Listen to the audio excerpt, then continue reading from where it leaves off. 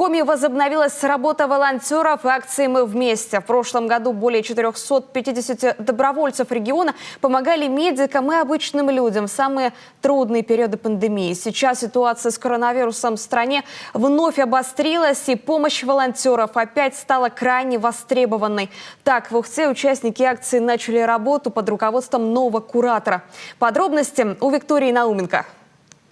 Помочь оперативно, здесь и сейчас. Это главная задача волонтеров акции «Мы вместе». В Ухте есть и другие добровольческие объединения, но обрабатывать срочные заявки по доставке продуктов – профиль именно волонтеров этой всероссийской акции. Работая в ее рамках, не нужно заполнять документы по заявкам, и отрабатывать их получается оперативнее. Тем более в ряды волонтеров вступает все больше людей. Только в общей беседе в соцсети 40 человек, рассказывает куратор акции «Мы вместе» в Ухте. Студент первого курса магистратуры Ухтинского университета Биаглан Мамедов, волонтер с 10-летним опытом, занял эту должность недавно и уже сагитировал поддержать акцию немало студентов университета. В основном молодые люди первого курса, второго курса. Вот. Я думаю, вот эта деятельность просто нужна для того, чтобы успокоить свою душу, наверное, в общем, добрые дела делать и вообще быть полезным обществу. Обращаются бабушки в основном, 65 лет и старше. Называют нас внучатами, внучками.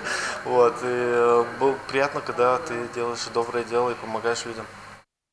Участники акции возобновили работу в Ухте буквально неделю назад. За этот период волонтеры несколько раз помогали медикам Ухтинской городской больницы разгрузить и расставить мебель в кабинетах. И, конечно, работали по основному направлению – доставляли продукты. Но таких заявок пока немного.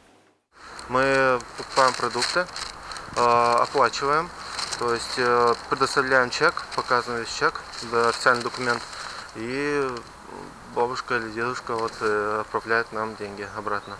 Ну или можно по-другому, можно прийти сначала к заявителю, получить деньги, то есть наличкой в основном, и оплатить уже их деньгами, а потом и возвращать сдачу. Одна из последних заявок от женщины моложе 65, но оказавшейся в сложной ситуации. Получила травму, тяжело передвигаться, родственники находятся не в городе. В таком случае волонтеры, естественно, тоже не отказывают. Да и пожелания самые простые – купить в ближайшем магазине хлеб, молоко, капусту и яйца.